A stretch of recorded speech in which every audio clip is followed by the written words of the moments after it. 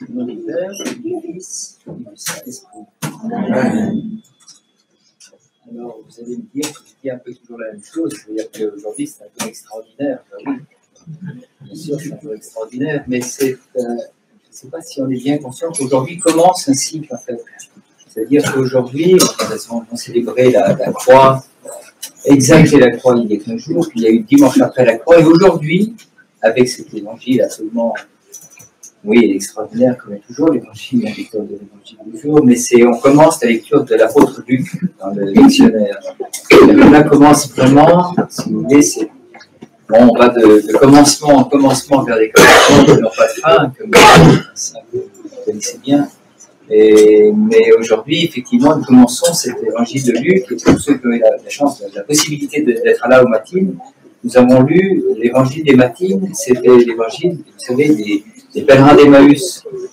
Et en fait, parmi ces deux pèlerins qui se promènent comme ça, qui sortent de Jérusalem et qui rencontrent un homme qui ne sait même pas que le Christ a été crucifié, qui est le Christ lui-même, et parmi eux se trouve l'apôtre Luc. La tradition dit qu'il est l'un d'eux. Si vous voulez, il y a une cohérence extraordinaire. On est immergé dans cet apôtre, et vous allez écouter très bien la lecture de l'épître de l'apôtre Paul aux Corinthiens, qui nous encourage beaucoup, parce qui nous dit fais ce que tu décides, fais ce que tu veux, mais fais-le avec joie. Donne plus, donne moins, donne. Parce que Dieu va te donner avec abondance. Dieu va multiplier ta générosité. Dieu va créer de ce que tu donnes un peu, Dieu va générer toute ta vie, va valoriser les dons du Saint-Esprit que tu as reçus au baptême. Et cette générosité, cette multiplication, bien évidemment, on la voit dans cette multiplication, cette pêche miraculeuse, tellement connue et qui a pénétré profondément dans la culture. Souvent on dit oui, la culture occidentale, les christianisés, etc. Ben non, pas tant que ça. Parce que regardez un peu les tableaux des grands maîtres, Rubens, regardez même la légende dorée de Gustave Doré, par exemple, qui a peint cette fameuse pêche miraculeuse, et d'autres, Raphaël, et qui en fait, c'est très intéressant, c'est pas du tout iconographique, on se prosternerait pas, on ne vénérerait pas une peinture de Raphaël ou de Rubens, mais quand même, elle montre à quel point ce miracle extraordinaire qui fait tomber à terre le futur apôtre Pierre, Simon, qui est le pêcheur dont on parle le plus aujourd'hui,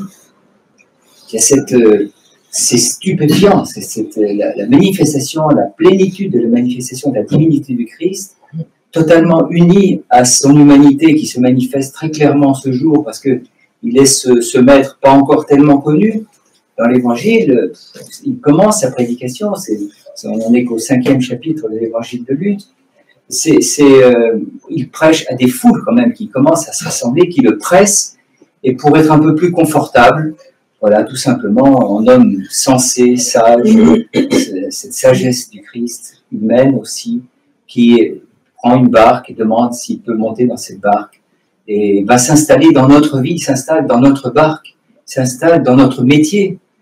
C'est par cette présence dans les moments le moment le plus banal de notre vie, les pêcheurs qui ont travaillé toute la nuit, qui n'ont rien pris, un peu, qui lavent leur filet, vous savez, ce découragement que nous connaissons quand même, je pense, assez bien les uns et les autres, qui nous saisit parce qu'on a travaillé, on a peiné, on a passé du temps, et on a fait pourtant tout ce qui était dans notre connaissance. Ces pêcheurs, c'est des très bons pêcheurs, c'est des gens qui c'est de père en fils, vous savez bien, fils de... Voilà, donc un métier, des gens qui connaissaient, malgré ça, évidemment, ça n'a pas marché toute cette nuit. Et pourtant, le Christ était là, il n'était pas loin.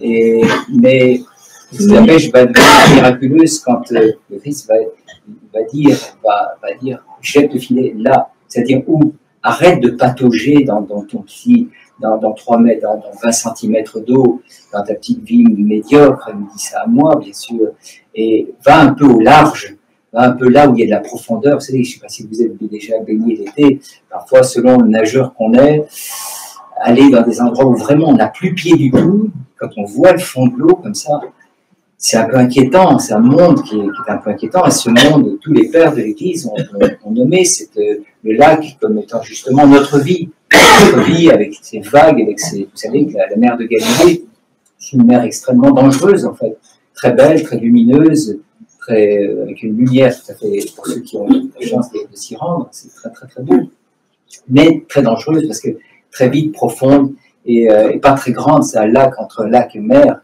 Et on dit souvent que le lac entre la mer, et c'est très, très dangereux, d'où la raison pour laquelle je pense que les pêcheurs, même chevronnés, ne s'aventurent pas toujours, sauf l'ordre du maître. Et là, pourtant,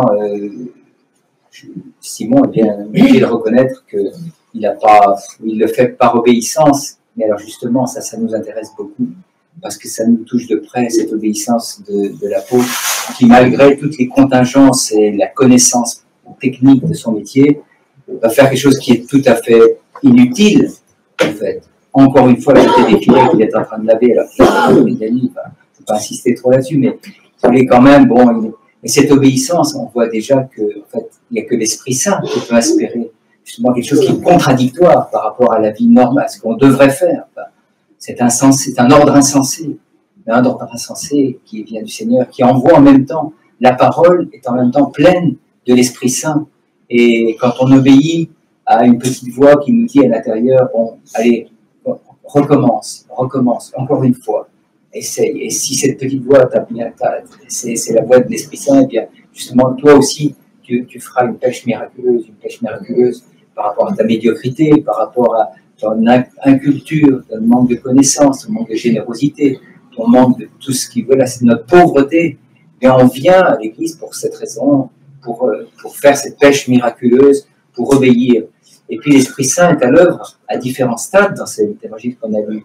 Parce que ensuite, à l'obéissance, qu'est-ce qui répond? Cette abondance, cette multiplication des biens que le Christ donne, eh bien, immédiatement,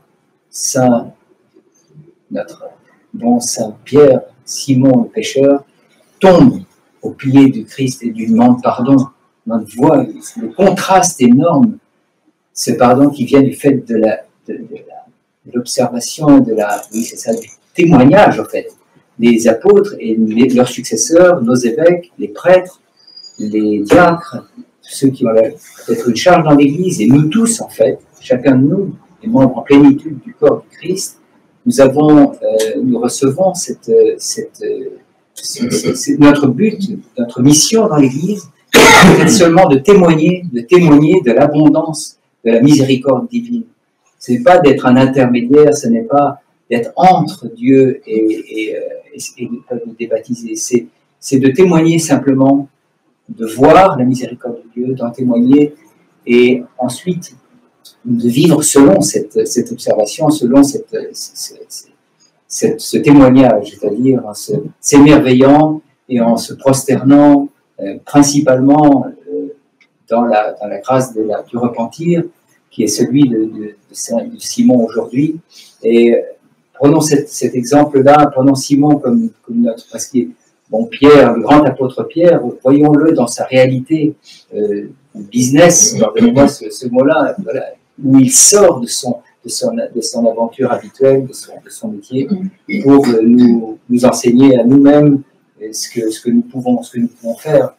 Notre faiblesse, Dieu n'est pas venu, tous les pères qui ont commenté, Dieu sait s'ils sont nombreux, et si les commentaires sont abondants, si l'enseignement est abondant pour cette pêche miraculeuse, eh bien, on vu le symbolisme, tout ce que représente pour nous-mêmes ce lac, cette barque qui est la barque de l'Église, en fait. Cette barque, nous embarquons en eau profonde. Parfois, l'Église nous emmène dans des endroits où nous ne pensions pas nous rendre. Et le rivage, ce beau rivage de la mer de Galilée, eh c'est le royaume. En fait, les apôtres ceux qui deviennent pêcheurs d'hommes pour nous amener de ces profondeurs, cette profondeur de l'obscurité de notre cœur, souvent jusqu'à la lumière du royaume. Et si nous prenons cet évangile peut-être comme comme modèle, comme guide, bien pendant cette année, ce renouvellement, je dirais peut-être de l'année liturgique qui a commencé début septembre, mais qui commence avec peut-être, si on arrive à lire chaque jour un morceau de chapitre de Saint Luc et de suivre le lectionnaire tel que l'Église le propose avec le calendrier, ça permettra peut-être de cheminer justement avec les apôtres, de voir un peu le chemin parcouru, comment dans notre vie professionnelle, dans notre vie familiale, dans combien on peut juste voir le Christ qui nous demande, qui sans cesse nous demande, il est là, ça marche pas, mais il est là, et à un moment donné, il va nous demander quelque chose. Et ce quelque chose-là, si on le fait envers et contre tout, envers le découragement, envers l'impossibilité de mener à bien notre barque, et bien, nous serons nous-mêmes sanctifiés, remplis de l'Esprit Saint, et découvrirons la vraie joie. Et nous rendons grâce à notre Dieu, Père, Fils et Saint-Esprit.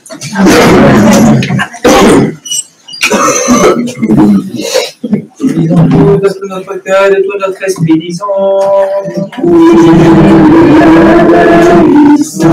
Seigneur souverain, Dieu de nos pères, nous te prions et tu nous et fais-nous miséricorde.